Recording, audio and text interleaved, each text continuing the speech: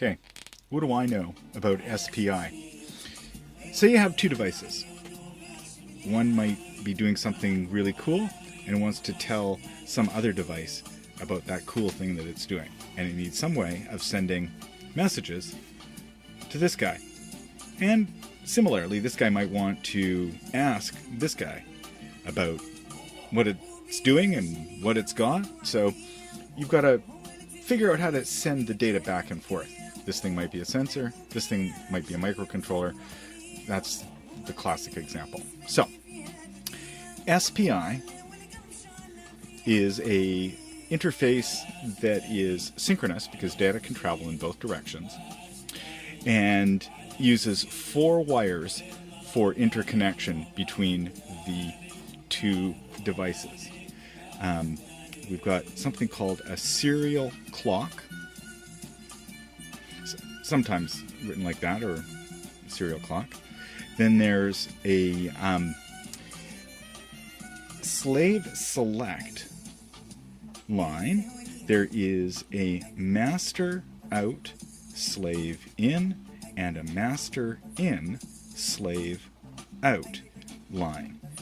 The serial clock is used to set up a timing between the two devices so that you are listening on the same wavelength, essentially. Even though it's a square wave, it's still got a wavelength. So the serial clock line has a signal that's going from master to slave that looks like a periodic square wave. This is probably going to be 3.3 volts, or it might be somewhere closer to 5 volts if you've got a 5-volt device. The spacing in time between these two is called the clock frequency, like on any wave.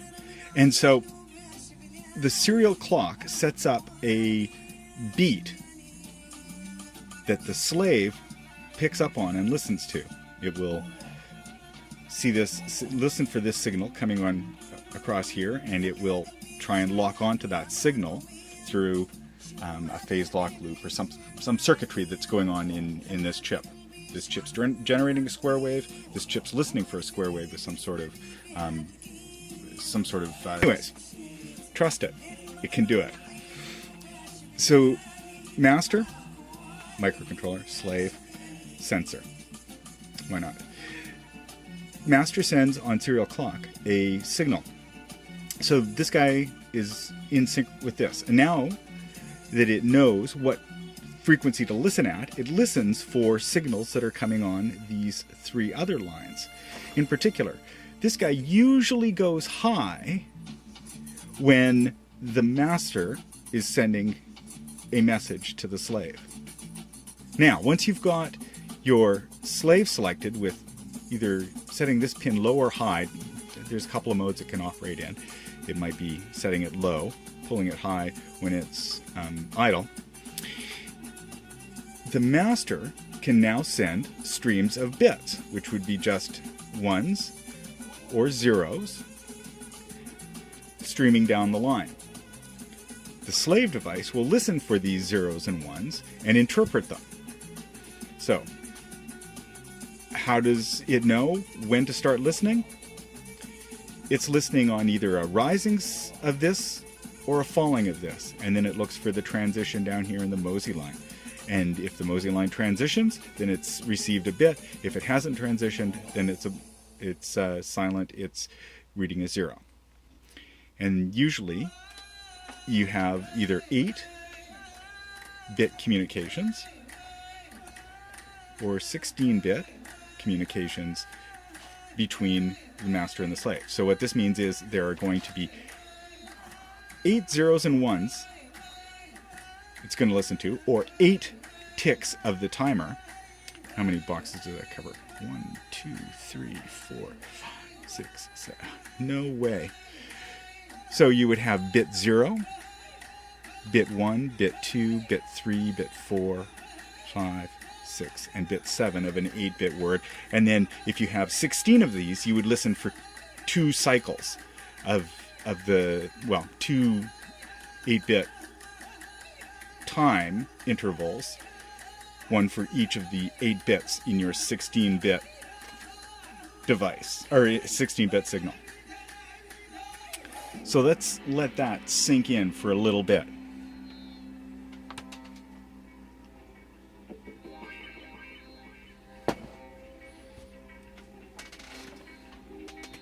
And what I mean by that, I need to have a sip of beer. The master sends out timing signals along the serial clock line. And this is a square wave with a certain fixed period. And the slave device is listening for that serial clock. Then it is also listening for the signal on the slave select line, which is either bring that line high, apply your 3.3 volts to it, or whatever your chip is operating at, or drop it low. It might sit at 3.3, and then when it drops low, that's when it goes live.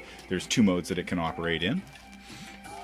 Then you have once it selects the slave for communications, master out, slave in will have signal on it, and these guys will line up, usually in time. So when this goes high, you're listening for a signal. What is it? Is it high or is it low?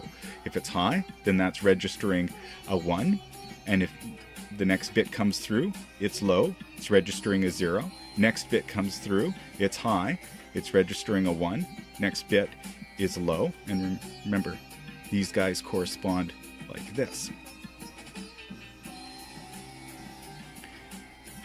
It's not quite drawn up perfectly in alignment, but I think you get the idea.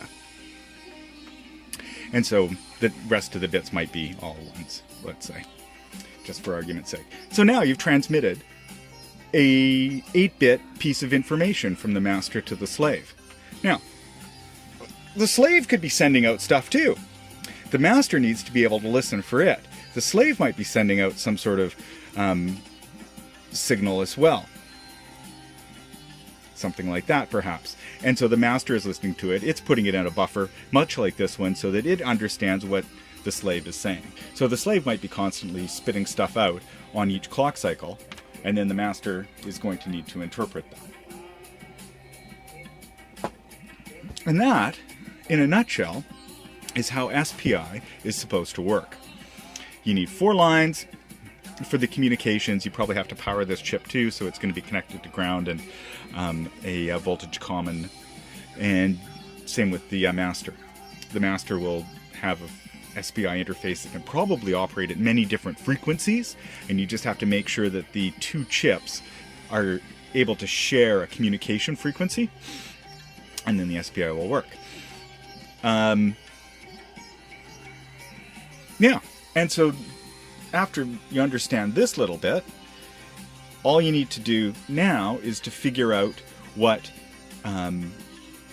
data your sensor, or slave in this case, is spitting out, how it formats that data in terms of bits, and then also, if you want your master to do something with your slave chip, like set it to a certain mode, so it's, sending back Fahrenheit samples rather than Celsius samples, or if you need to provide it some calibration information, like you have to tell it what its X coordinate location is from a GPS so that it can understand where it's sitting in order to do some funky function that it's going to do, then that's how you communicate the information is from the master out, slave in. So send a set of data values to a register, for instance, is a very common thing that you do, as well as reading registers. So you send a read command, and then the chip will put some information into a register, and then the next time there is a communication, the slave will send back the information that was in the register that you requested. Or you could send commands to it, like, oh, take a sample now, or things like that. So these are all sorts of communication data that you might want to send back and forth. And this is a way of moving those sorts of communications back and forth. Hope that makes sense.